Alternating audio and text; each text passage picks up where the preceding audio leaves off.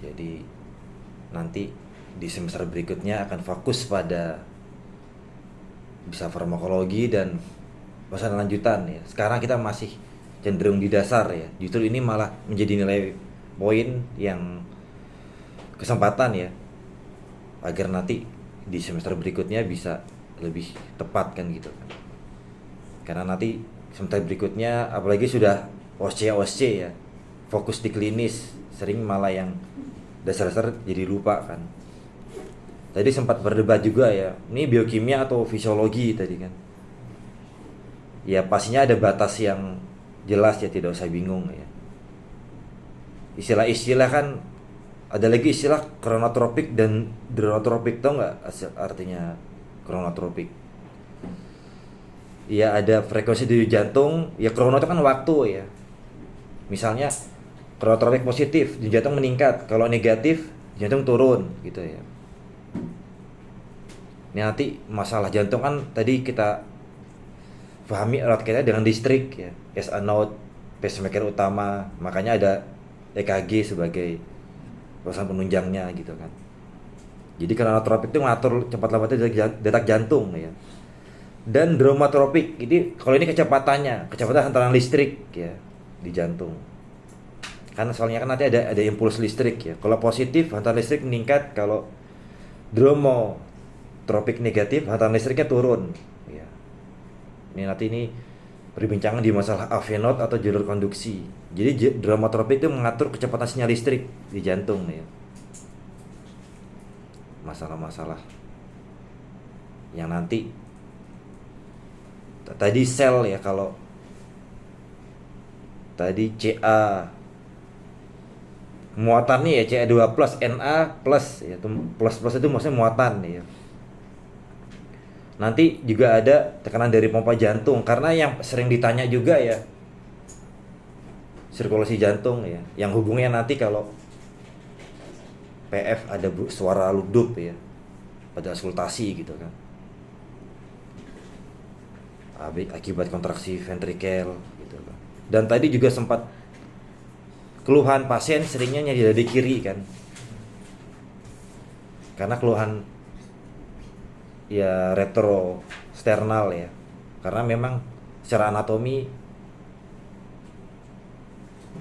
pas gitu ya lokasinya di mana, dan keluhan pasiennya pun nyeri dada kiri dengan menjalar misalnya. Pada pasien ini tadi suka makan lemak ya. Tekanan dari pompa jantung, kontraksi jantung menciptakan gradien tekanan ya, darah mengalir dari tekanan yang lebih tinggi ke lebih rendah kan, seperti itu ya. Kalau diastol ya istilahnya refleks hisap ya, menarik darah dari vena ke jantung ya. Itu diastol. Baru nanti hubungannya dengan pernafasan, tapi kita sekarang fokus ke kardiovaskular dulu ya. Saat inspirasi itu tekanan intratoraks menurun ya, darah lebih mudah masuk ke jantung, dan saat ekspirasi aliran darah ada ketuk vena nanti ya. Jadi katup inilah yang menimbulkan suara ya.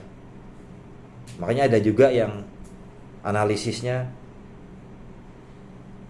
katup ini kan tipis tapi kok bisa suaranya besar gitu ya, lubdub itu seperti bass ya, karena aliran turbulen yang keras ya.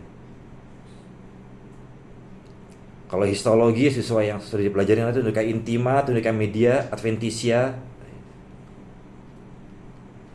Jadi pompa ada juga pusatnya di jantung, tapi darah bisa mengalir dari telapak kaki ke atas lagi ya, karena ada pompa otot juga gitu kan. Jadi pompanya di atas, tapi kok darah dari telapak kan tidak ada yang di telapak ya, di kaki kan tidak ada pompa kan, tapi kok bisa naik lagi ya, karena rupanya itu tadi ya, arahan turbulensi yang ada pompa otot. Juga fungsi endotel ya, pada pembuluh darah yang bukan sekedar pelapis, tapi juga ada pertukaran zat mengatur tonus vaskular gitu kan. Ada zat vasoaktif ya, nitric oxide, prostacyclin, dan endothelin. Mekanisme flow induced vasodilation. Ada fungsi enzimatik, ACE, angiotensin converting enzyme ya untuk regulasi tekanan darah. Karena ada juga kalau cek jantung biasanya apa tuh nggak, maksudnya jantung apa ya?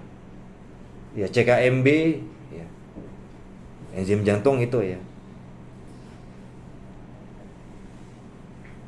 Kalau masalah EKG nanti ya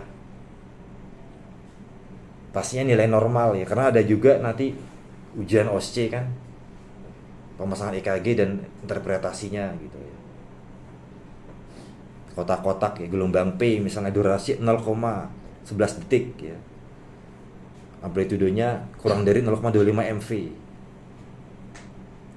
dan maknanya ya misalnya P tinggi pembesaran atrium kanan, kalau P melebar pembesaran atrium kiri gitu kan, dari misalnya dari makna EKG gitu ya. Kompleks QRS itu maknanya aktivasi ventrikel normal dan cepat ya. Jika melebar gangguan konduksi misalnya bundle branch block ya. Itu sering istilah yang sering keluar itu. Dan nanti juga diagnosis juga ya, T elevasi curiga infark miokard ya, STEMI, atau T depresi iskemia gitu kan. Karena nanti namanya pemesan penunjang kan ada juga ekokardiografi. Kalau itu kan bukan listrik ya. Kalau EKG dulu nanti sudah menguasai baru yang lain. Tadi eko tadi ya. Ya sebagai penutup nanti juga kalau praktikum pasti kan membayangkan tadi ya. Inilah anatomi realnya. Sampai kalau tindakan di rumah sakit nanti ya, namanya di rumah sakit menjahit arteri jantung, menjahit vena jantung gitu kan, itu diperhatikan anatomi nanti. Ada lagi tekanan dalam sirkulasi itu hidrostatik kapiler, onkotik plasma. Jadi anastomosis arteriovenosa memungkinkan darah langsung dari arteriole ke venula untuk mengatur suhu. Vena berfungsi sebagai pembuluh kapasitansi yang menyimpan sebagian besar darah tubuh. Dilengkapi katup tadi ya untuk mencegah aliran balik.